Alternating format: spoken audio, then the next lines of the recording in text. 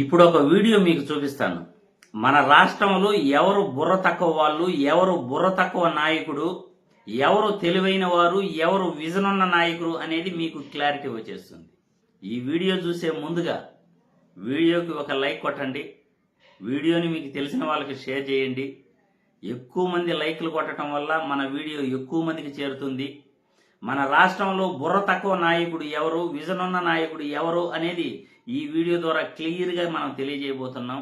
ఒక్కసారి వీడియో చూసిన తర్వాత మళ్ళీ మనం విశ్లేషించుకుందాం.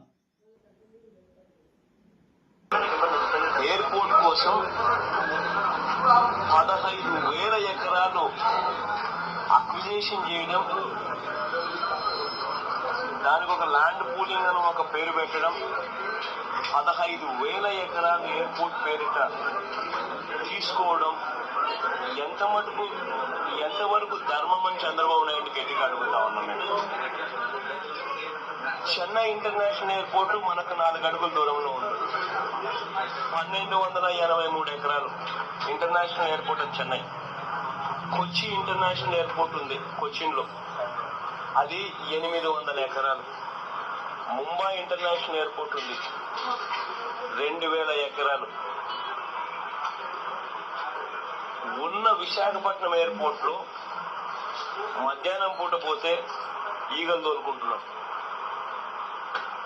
ఆడ ఉన్నది 350 ఎకరాలు. సరే, ఆ 350 ఎకరాలకు ఇంకా చాలా భూమి ఉంది. ఆ భూమి సరిపోతుందా సరిపోదా అన్నది ఫస్ట్ అధ్యయనం చేయండి. సరిపోదు, కనీసం అక్కడ 1000 ఎకరాలు కూడా లేదు కాబట్టి ఖచ్చితంగా వేరే చోటికి పోవాలి అన్న ఆలోచన ఏదైనా ఉన్నప్పుడు అసలు ఫస్ట్ ఎన్ని ఎకరాలు ఉంది అక్కడ? 1,283 ఎకరాల్లో చెన్నై ఇంటర్నేషనల్ ఎయిర్పోర్ట్ నడుస్తూ ఉంది. 800 ఎకరాల్లో కొచ్చి ఇంటర్నేషనల్ ఎయిర్పోర్ట్ నడుస్తూ ఉంది. మరి ఇటువంటప్పుడు విశాఖపట్నం ఎయిర్పోర్టు ఎన్ని ఎకరాలు ఉంది, అది సరిపోతుందా సరిపోదా అన్నది ఫస్ట్ అధ్యయనం చేసి అక్కడే నిజంగానే 1000 ఎకరాలు ఉంటే వేరే చోటికి ఎందుకు పోవాలి?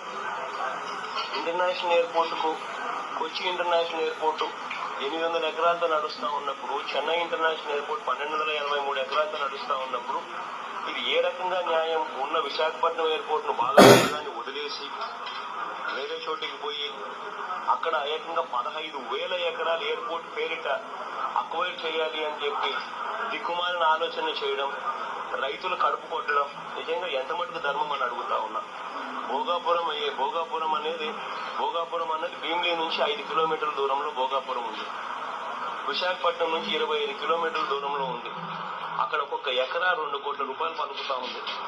నీ ల్యాండ్ అక్విజిషన్ పుణ్యమా, నీ ల్యాండ్ పూలింగ్ పేరుతో 15,000 ఎకరాలు నువ్వు వాళ్ళ 1000 గజాలు 1,200 గజాలు ఇచ్చి ఉన్న భూమిని తీసుకుంటే వాళ్ళందరూ ఎక్కడికి పోవాలి? ఇది కరెక్ట్ పద్ధతి కాదు చంద్రబాబు నాయుడు చేస్తా ఉన్నది. ఇప్పటికే రైతు రుణమాఫీ పేరుతో కనీసం రైతులకు వడ్డీ మాఫీ కూడా చేయని విధంగా ఏ రకంగా రైతులను మోసం చేస్తూ వస్తున్నాడు. అదే మాదిరిగానే ఉన్న ల్యాండ్ అక్విజిషన్ పేరుతో, ల్యాండ్ పూలింగ్ పేరుతో రైతుల దగ్గర నుంచి దుర్మార్గంగా ల్యాండ్ తీసుకొని ఇంకా వాళ్ళను అస్తవ్యస్త పరిస్థితుల్లోకి తీసుకురావడం చాలా దారుణం. చంద్రబాబు నాయుడు వైఖరి మారాలి. గట్టిగా దీని మీద గ్రీన్ఫీల్డ్ ఎయిర్పోర్ట్ మరో 3 ఏళ్లలో ఈ ప్రాజెక్టు పూర్తయి ఈ ఎయిర్పోర్టు 2026 నాటికి ఇక్కడ నుంచే ఇదే భోగాపురం నుంచే విమానాలు ఎగిరే పరిస్థితి వస్తుంది అని చెప్పడానికి కూడా సంతోషపడతా ఉన్నా. ఈ రోజు ఇక్కడ పునాది రాయి వేశాం. 2026లో మళ్ళీ మీ బిడ్డే, మీ అన్నే, మీ తమ్ముడే మళ్ళీ ఇక్కడికే వచ్చి ఇదే ప్రాజెక్టును మళ్ళీ ఇనాగ్రేట్ కూడా చేస్తాము అని చెప్పి కూడా దేవుడి దయతో తెలియజేస్తాం. చూశారుగా? ఇప్పుడు చెప్పండి, ఎవరు బుర్ర తక్కువ నాయకుడు, ఎవరు విజన్ ఉన్న నాయకుడు? దేశంలో ఏ ఎయిర్పోర్టు కూడా 2,000 ఎకరాలకు మించి లేదు. కానీ చంద్రబాబు నాయుడు భోగాపురం ఎయిర్పోర్టు కోసం ఇంటర్నేషనల్ ఎయిర్పోర్టు కడతానని 15,000 ఎకరాలు భూమి కావాలని ఆయన ప్రపోజల్ పెట్టాడు.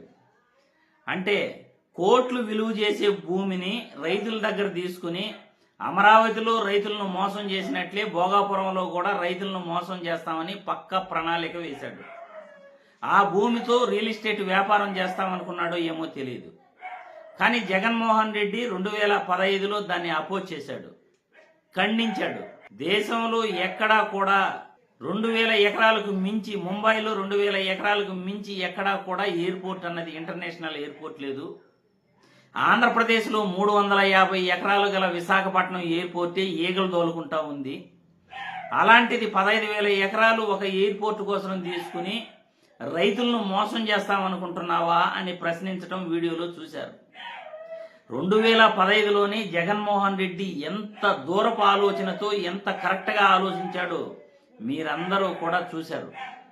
2015లోని ఇంత దూరపు ఆలోచనతో జగన్మోహన్ రెడ్డి అంత తెలివిగా ఆలోచించి 15,000 ఎకరాలు ల్యాండ్ పూలింగ్ చేస్తామంటే మేము ఒప్పుకోము అని గట్టిగా చంద్రబాబు నాయుడికి ఆ రోజు చెప్పడం జరిగింది.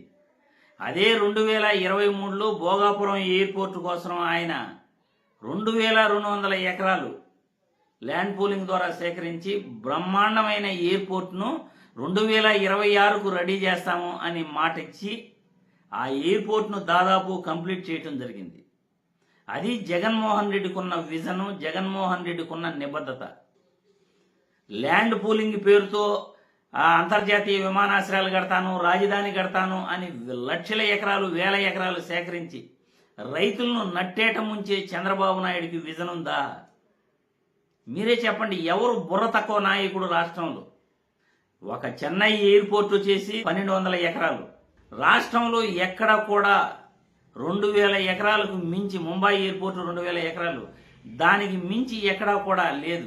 కానీ 15,000 ఎకరాలు కోట్ల విలువ చేసే భూమిని రైతుల దగ్గర లాక్కోవాలని చూసిన ఈ వ్యక్తి అసలు బుర్రుందా? ఈ వ్యక్తికి విజన్ ఉందా? 2015లోనే జగన్మోహన్ రెడ్డి ఎంత కరెక్ట్గా మాట్లాడాడో, ఆయనకున్న ముందు చూపు, ఆయనకున్న నిబద్ధత, ఈరోజు భోగాపురం ఎయిర్పోర్ట్ ప్రజలకు 2,200 ఎకరాల్లో దక్కింది అంటే అది జగన్మోహన్ రెడ్డి క్రెడిబిలిటీ, ఆయన యొక్క మంచితనం, ఆయన ప్రజలపైన ఉన్న ప్రేమ, ఆయనకున్న ముందు చూపుతో ఆ 15,000 ఎకరాలు కాదని 2,200 ఎకరాల్లో అద్భుతమైన ఇంటర్నేషనల్ ఎయిర్పోర్ట్ను నిర్మించగలిగాడు. అదే చంద్రబాబు చేతిలో అయితే ఎయిర్పోర్టు పూర్తి కాదు, ల్యాండ్ పూలింగ్ ద్వారా 1,000 ఎకరాలు, 15,000 ఎకరాలు సేకరించేసి 2 చేతులు పైకెత్తి అమరావతి రైతులను మోసం చేసినట్లు భోగాపురంలో కూడా రైతులను నట్టేట ముంచేవాడు. ఇప్పుడు మీరే చెప్పండి, రాష్ట్రంలో ఎవరు బుర్ర తక్కువ నాయకుడు, ఎవరు బుర్రున్న నాయకుడు, ఎవరు విజన్ ఉన్న నాయకుడు? మీరే కామెంట్ల రూపంలో తెలియజేయాలని వీడియో ద్వారా కోరుతున్నాను.